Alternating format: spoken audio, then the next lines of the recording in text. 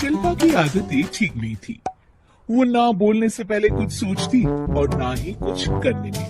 उसकी इस आदत से सभी परेशान रहती। बहन, घर पर मेहमान आए हैं और शक्कर खत्म है, थोड़ी शक्कर दे दो, मैं बाजार जाऊंगी तो ले आऊंगी। अरे शिखा बहन, तुम तो माफी करे, जब देखो तुम्हारे घर में कुछ न कुछ खत्म ही रहता है। अरे शिल्पा, चिल्ला क्यों रही हो? कहा ना घर में मेहमान बैठे हैं, सुन लेंगे। सुन लेंगे तो सुन ले, तुम लोगों की मांगने वाली आदत तो बंद होगी। अच्छा शिल्पा, ना दो शक्कर, लेकिन बात तो अच्छे से करो। एक कटोरी शक्कर के लिए तुमने मेरी बड़ी बेइज्जती कर दी। शिल्पा बड़बड़ाते अंदर चली जाती है तो शिखा भी घर चली जाती है। माँ, क्या हुआ? अरे कुछ नहीं बेटा, पता नहीं कहाँ कहाँ से ऐसे पड़ोसी आ जाते हैं, जब देखो तब कुछ न कुछ मांगने के लिए घंटी बजाते हैं। अब घंटी बजे तो दरवाजा ना खोलना। पता नहीं माँ की ये आदत कैसे बदलेगी, किसी को कुछ भी बोल देती है, बोलने से पहले सोचती भी नहीं। शिल्पा की ये आदत दिन ब दिन बढ़ती ही जा रही थी। एक दिन शिल्पा के दरवाजे सब्जी वाला आया। सुनो भैया, मुझे ये भिंडी, टिंडे, लौकी और आलू के साथ 1 किलो प्याज दे दो। जी बहन जी। वो एक एक कर सारा सामान पैक कर देता है। कितने पैसे दूं? 220 रुपए पूरे। अरे इतना महंगा नहीं, हाँ मैं तो सिर्फ 150 दूंगी। नहीं नहीं, पैसे तो पूरे लूंगा, नहीं तो सब्जी वापस कर दो। ऐसे कैसे वापस कर दूंगी? मैं तो एक भी सब्जी वापस नहीं करूंगी। और हाँ, रही बात पैसों की, तो लेना है तो 150 ले लो, वरना मेरे मोहल्ले में घुसने तक नहीं दूंगी। हाँ। अरे नहीं नहीं बहन, हम लोग गरीब लोग हैं, ऐसा ना करो। पकड़ो ये 150 और दफा हो जाओ।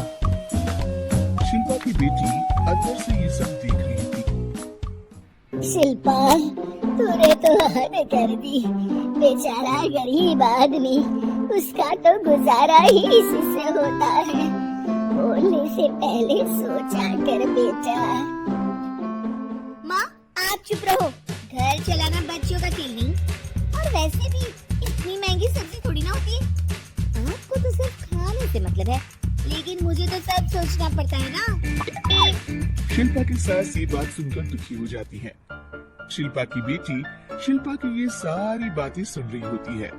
शिल्पा की बेटी एक दिन माँ से कहती है, माँ, ओ माँ, जरा यहाँ तो आना। ओहो, क्या हुआ? क्यों चिल्ला रही हो ऐसे बेटा? हुआ क्या? ये देखिए मेरी स्कूल की ड्रेस कितनी गंदी हो गई है, इसे कौन धोएगा? लेकिन ये तो साफ है बेटा, मैंने अपने हाथ से खुद साफ किया है। माँ, ये ड्रेस इतनी गंदी है कि मैं इसे पहन ही नहीं सकती। चलो, मुझे बाजार से नई दिलाओ। शिल्पा दुखी हो जाती है और वहाँ से चली जाती है कि तभी सामने उसकी सास मिल जाती है। शिल्पा, अरे ओ शिल्पा, ये क्या सब्जी बनाई है? ऐसे भी कोई सब्जी बनाता है? शिल्पा सास की इस हरकत से सख्ते में आ जाती है। अरे माँ को तो मैं जो बना दूं उन्हें वो पसंद आ जाता था, फिर आज वो ऐसा व्यवहार क्यों कर रही है? शिल्पा कुछ समझ पाती कि थोड़ी ही देर में उसका पति आ जाता है। अरे शिल्पा, ये क्या है? क्या हुआ आपको? ये मेरी अलमारी पूरी अस्त व्यस्त है, तुमसे कोई काम नहीं होता है, सारा दिन पता नहीं क्या करती रहती हो। अरे मैंने तो सारी अलमारी साफ रखी है। इसे तुम साफ कहती हो? ये तो पूरा कूड़ादान लग रही है। शिल्पा परेशान हो जाती है और समझ नहीं पाती है कि उसके साथ क्या हो रहा है। शिल्पा अकेले कमरे में जाती है और जोर जोर से रोने लगती है। तभी वहाँ उसका पति, सास और बेटी आ जाते हैं। शिल्पा उन लोगों को देखकर और जोर जोर से रोने लगती है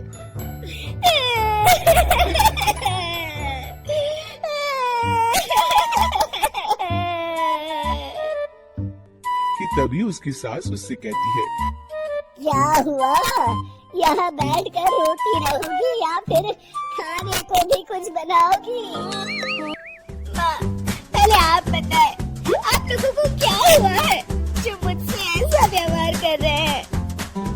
वही हुआ है जो तुम्हें रोज होता है। मैं समझी नहीं। माँ, आज घर वालों ने आपसे बुरा व्यवहार किया तो आपको कितना बुरा लगा ना? हाँ, मुझे बहुत बुरा लगा। मुझे अच्छा नहीं लगता कोई मुझसे इस तरह से बात करे। सही कहा शिल्पा, जो चीज तुम्हें खुद के लिए अच्छी नहीं लगती वो तुम्हें दूसरों के साथ भी तो नहीं करनी चाहिए। बेटा, हम तुम्हारे अपने हैं, फिर भी तुम्हें अपनों की बात का बुरा लगा। लेकिन सोचो, जिन बाहर के लोगों से तुम ऐसा व्यवहार करती हो उन्हें कैसा लगता होगा। हाँ माँ, आप सच कह रही हैं। मैं आप लोगों से माफी मांगती हूँ। मुझे कड़वा नहीं बोलना चाहिए। मैं समझ गई, मैं आपकी हूँ इसलिए आप लोगों ने मुझे सुधरने का वक्त दिया और मेरा साथ दिया। लेकिन जिन बाहर के लोगों से मैं बुरा व्यवहार करती आई वो लोग मेरे कड़वे बोल से कितने दुखी होते होंगे। मैं वादा करती हूँ आज से ऐसा व्यवहार किसी के साथ नहीं करूँगी। सीख, हमें दूसरों के साथ वैसा ही व्यवहार करना चाहिए जो हम खुद के लिए अपेक्षा करते हैं।